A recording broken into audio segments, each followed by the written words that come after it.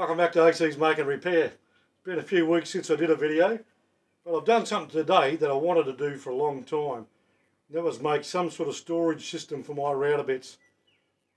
You know, I'll show you later how I used to store them, but this new system is just a simple slide setup like this.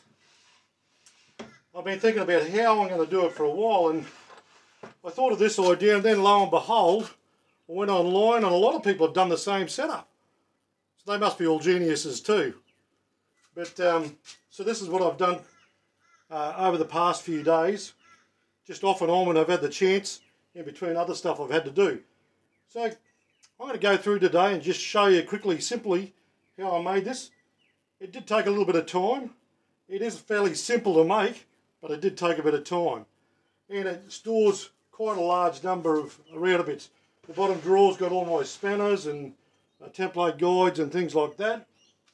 But, you know, there's a whole row just about of straight bits up there that I use from time to time. And different profile bits as well. 1/2 inch and 1/4.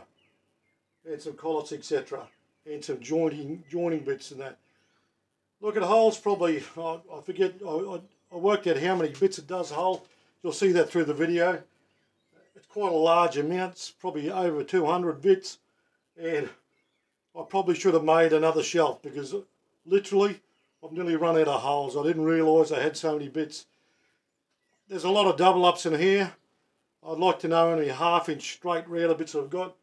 But I'll keep a lot of them for times that I might have to machine something that's pretty ugly or pretty dirty. Anyhow, let's watch the video and you'll get an idea how I made this. And it's quite a practical way of storing your bits too. Okay, so this is how I used to store some of my router bits. Had several racks. There's one here at the back there that you can see. It had several rows of 1/4 inch bits on it, and quite cluttered it was at times. And then I had the one in front here, which was a type of a bevel type of rack that you could pivot to take the bits out. But it was frustrating because I used to have to go through several racks and loose bits to find the one I wanted to use. That's one of the reasons I wanted to make a new rack.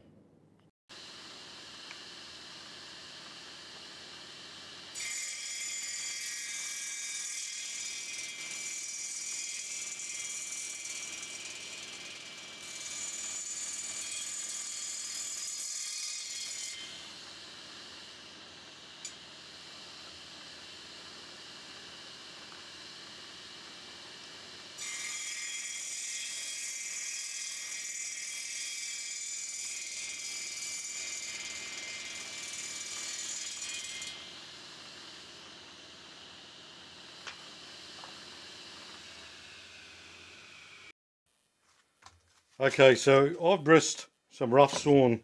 This is just pallet wood. This is what it looks like before you dress it. Sorry, I just bumped that. That gives you an idea what it looks like before you dress it. I've got a little jointer and a thickness, so I just joint it, give it a bit of a surface up, get it nice and flat. So I do one face, one edge, then I run it through the thicknesser. You saw me cutting it down on the saw bench, so it was parallel to that planed edge. And then I run them through the thickness again on the edge to get the edges nice and true. And as you can see, they come up really nice. And that's what I've done. That's going to be the carcass of this object, this little router bit cupboard. But I just thought I'd show you that. I didn't want to go through the rigmarole of showing you how I cut up all the timber. Now you can use dressed timber. You can buy it from the hardware already dressed, or you can plane your own up depending on what you've got to do that with. I do it because I've got the gear and it costs me nothing for the timber. And it is only a router cupboard, so a router bit sort of cupboard, so I'm not going to spend money on it. I've got some second-hand materials and leftover materials to use on this little project. Okay, so once I worked out the outside measurements of the cupboard that I was going to make, I measured it up on a piece of 3/8 thick plywood or 9mm thick plywood. Now I've gone this thick for the back because it's going to add support to the shelves that I'm going to put in for the slides that take the router bit. So it's going to add extra strength to that cupboard.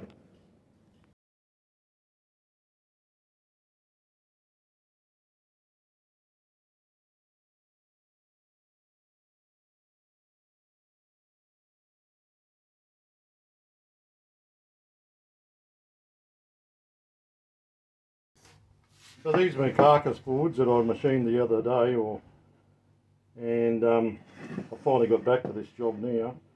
What I've got to do now is I'm just going to nail this together, just nail it together. Then I've planed up some more old pallet wood, like this, and it's going to go through as my shelf, and I'm going to put little slide drawers on top of that.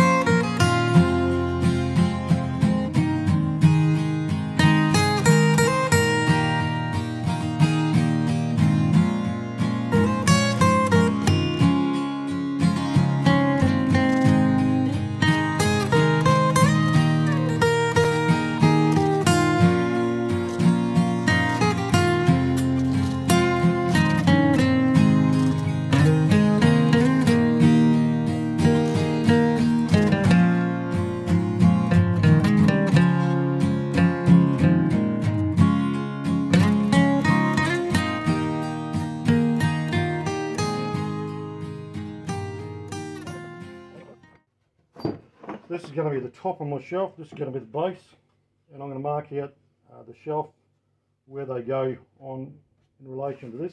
I'll square the lines across, and that'll give me a good accurate thing to go by when I'm putting the shelves in.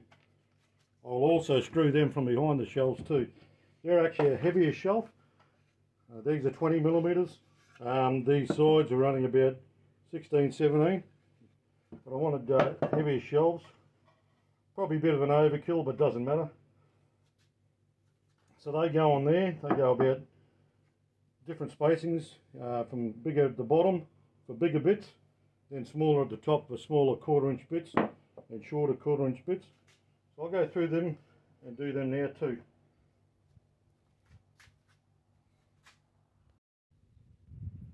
Okay, so what I've done is I've actually saved a bit of time. I've made up some spaces the size of my shelf just out of the offcuts that I had. I'm going to put them in. They're going to go in there like that. I'll go through, and I'm going to nail them in too. Might even put a screw in that outside edge yet. I don't know. Might do that yet. And I'll screw from behind and the back too into these two, just to make it really, really rigid.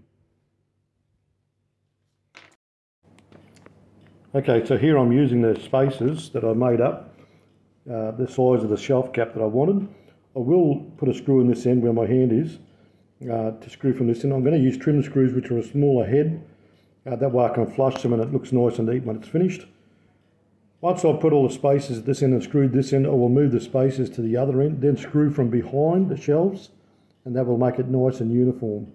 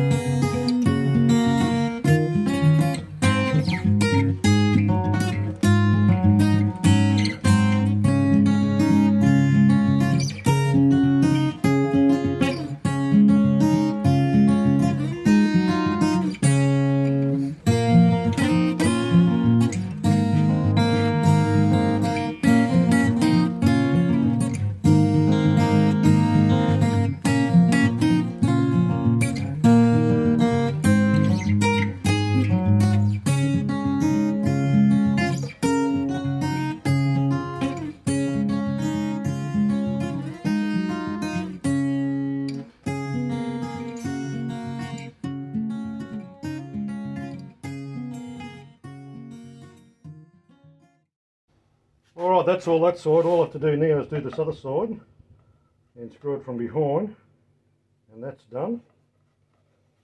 So we can just take them blocks out of there, move them up to there like that, screw from the other side, and that's done then.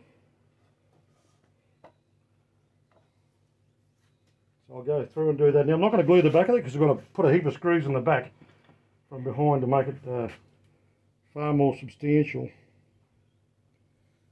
So I screwed this edge, put the spacer in and screwed the edge. Now what I'm going to do,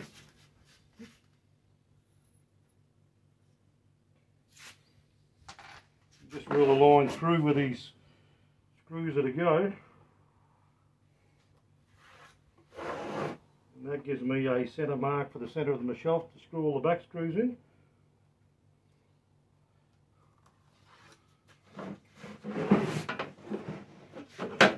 As I said before, I'll put quite a few screws in the back of it, because this is the main support on the back of it.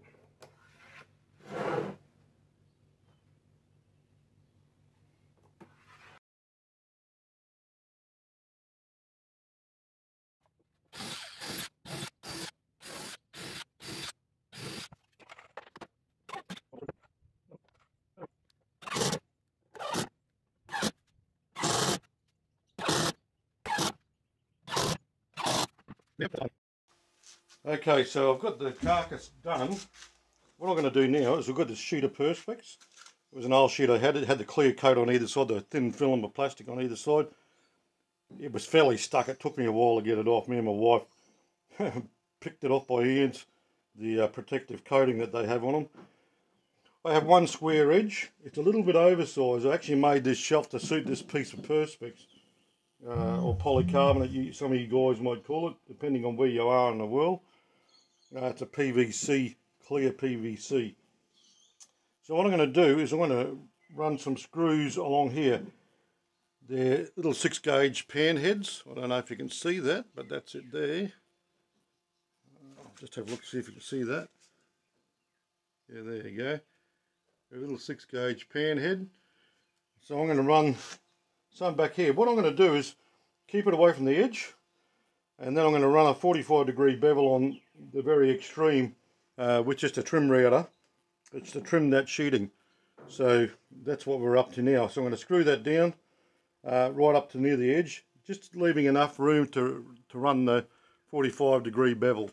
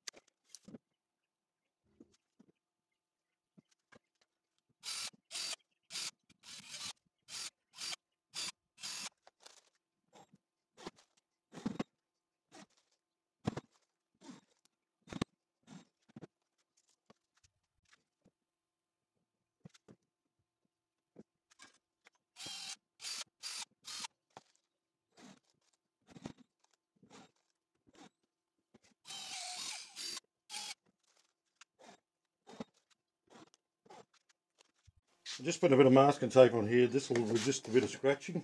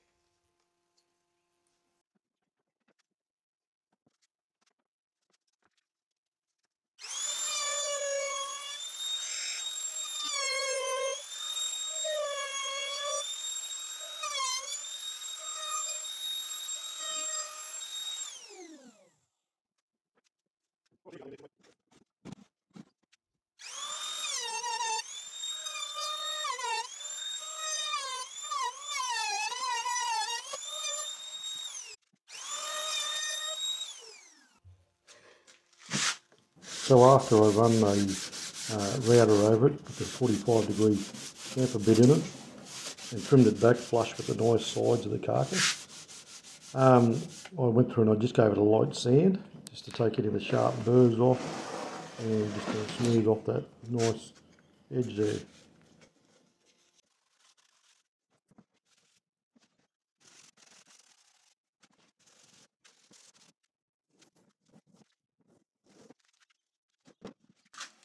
Alright, so I can screw that down again now. I might get the compressor and give that a bit of a blowout so there's no rubbish underneath the lip. I may have to put the odd screw on the edge here just to hold it nice and firm down. But that's pretty well good, really good actually. That'll help support the front of the shelf too.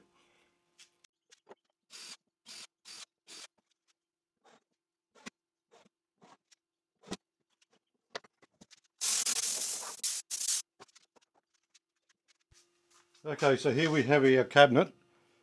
Now I'm going to make a series of little slides that go in like this, out of this timber that I dressed up.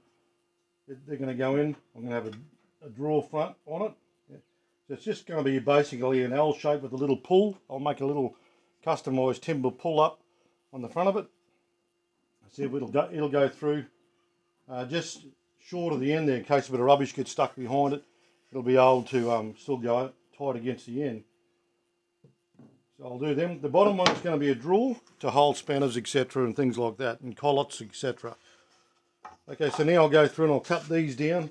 These just the slides down, and we'll get into that now, and we'll make a basic drawer for the bottom, very basic drawer for the bottom. Okay, I've cut all the slides. These are the slides here. Just slide in and out. I'll drill a series of holes into each one of these for the bits that are going to go in them. There will be a face that comes down like that at the front and stops just below the shelf above. I'll probably put a 45-degree bevel on. I'll have a little pull here as well, and the screws will be incorporated to go right into the end of the board there to act as the handle holder as well as the pull holder. So that's pretty well that there. So I'll go through now, make all the ends. Well, actually I won't. I'll probably go through and drill all the holes first, and then once I've drilled all the holes, on the bottom one I just have to make sides for the drawers, which I might end up ripping that down a bit so I can do the sides easily on that. And I'll do a basic drawer for that. And then it's just a matter of pretty well doing the faces and the pulls for them, and putting all the bits in. A lot of work putting the bits in. Alright, fairly heavy as it is. It's going to weigh a lot of weight when I put all the bits in, because there's like quite a lot of bits I have to put in this, and it's going to weigh a lot when it's done.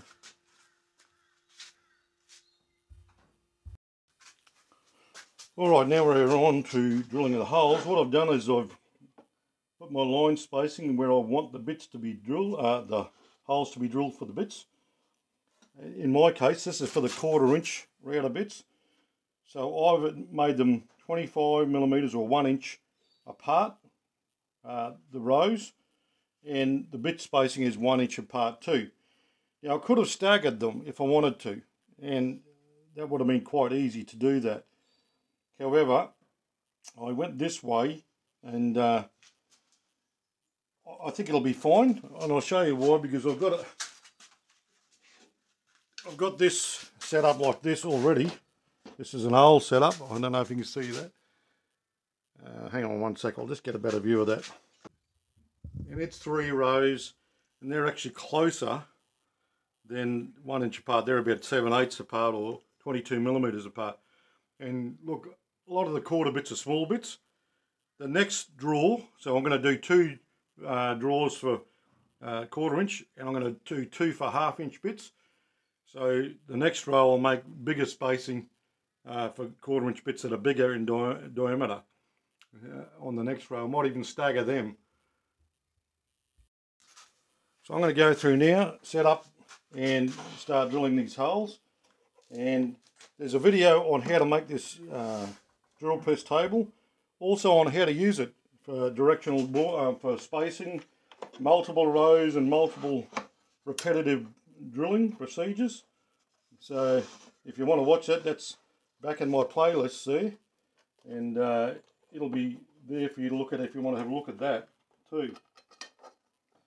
So what I'm going to do is set this up now, bring my drill press a bit down and line it up with the first row.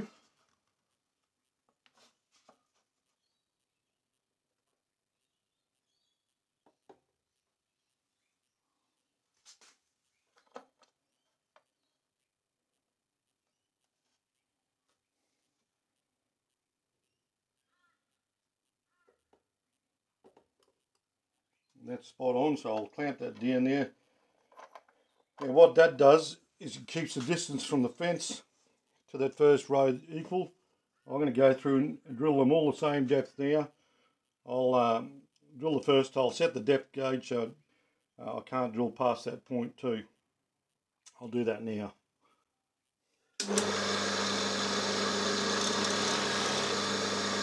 Alright, in order to index, I put a mark on the fence here,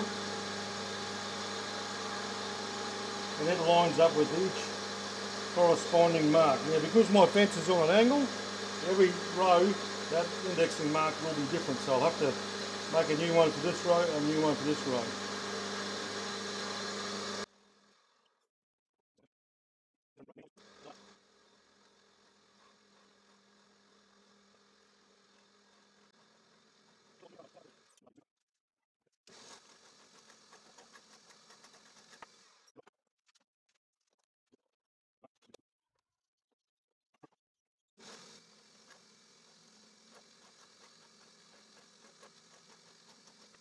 So there we have the first board, and I'll go through now and do the next three, and I'll just place my bits where I want them. Now that's entirely up to you where you put your bits and your bit spacing, as well as your shelf and your shelf spacing and height wise on the cabinet itself, because everybody's going to have different router bits compared to what I've got, and you know, in the future I might have to change mine around again too, but at the moment I'm going by what the normal I have to do.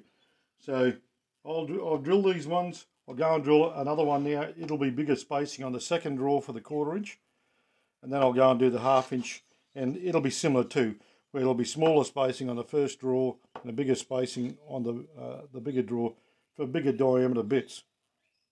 All right, I'll get into that. I probably won't video that, but I'll show you when it's done. Okay, so I drilled all the drawers, all the shells to hold all the bits. Now I worked out I've got enough holes in the 1/2 inch to do 101 1/2 inch bits. Oh, sorry, in the 1/4 to do 101 1/4 bits. In the 1/2 inch I've got enough to do 84. So should be enough room there for a wall. I'm not planning on getting any more, but you never have enough router bits, or you always seem one need some sort of weird profile, but they're done. I also took the time to cut up the bits of wood for the bottom drawer. And with the bottom drawer, all I've done is on the bandsaw, I've scalloped it out like that. As you can see, I've cut it as a shape like that. I'll just see if you can see that.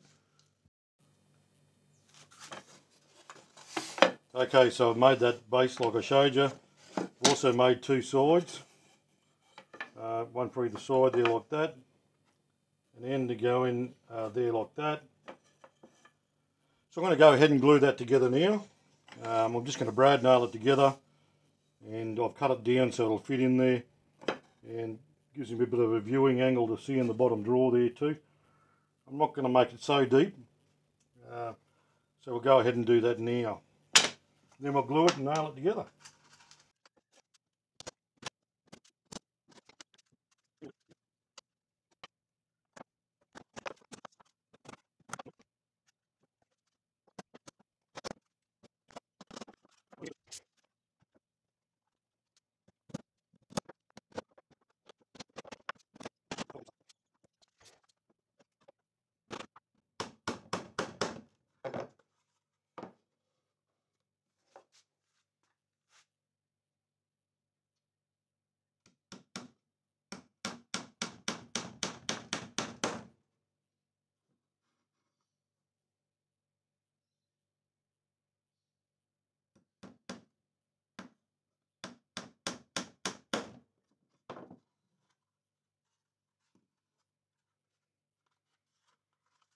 There's our drawer. Here I've machined up some sort of half dog bone shaped pulls for the front drawers or the slide parts, and I'm drilling 2 holes in them, about 5/8 or 15mm in from either end, and that will facilitate the screws, and I need to screw the pull, the face and the face to the main slide.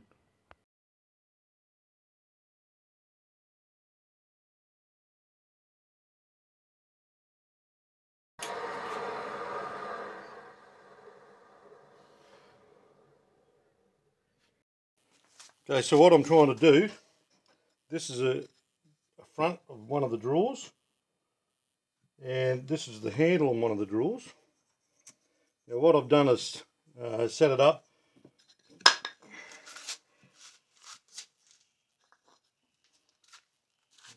so it's the same distance that I want it, and I've got this bit of plywood here that makes these holes where I want them to be positioned on this board as well.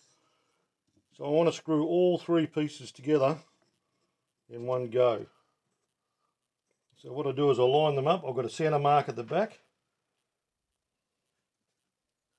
I line this front handle, the pull part up. Get a drill.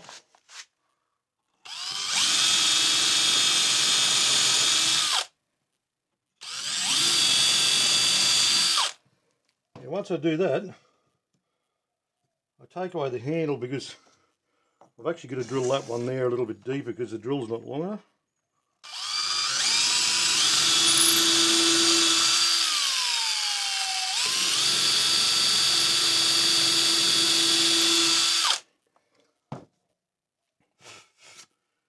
And I'll put some glue on that and screw all 3 pieces together at once.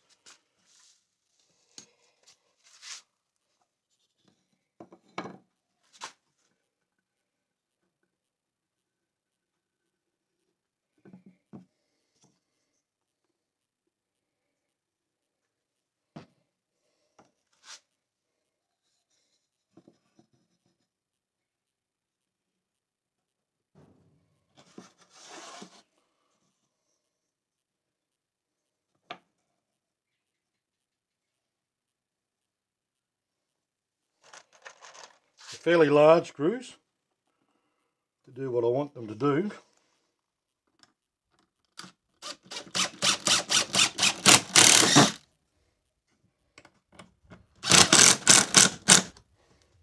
And I just screw them in there till they're flush.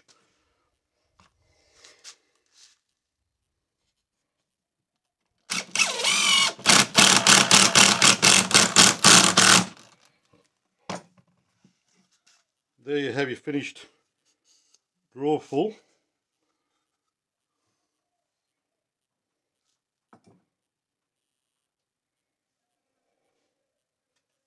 There you go. I'll just give that a wipe down in a second. And I'll show you over here. Hang on one sec. And there we go. The gap there, I didn't expect to have that much gap, but in here, that's pretty well how it goes. I'll just go through and do the rest of them now.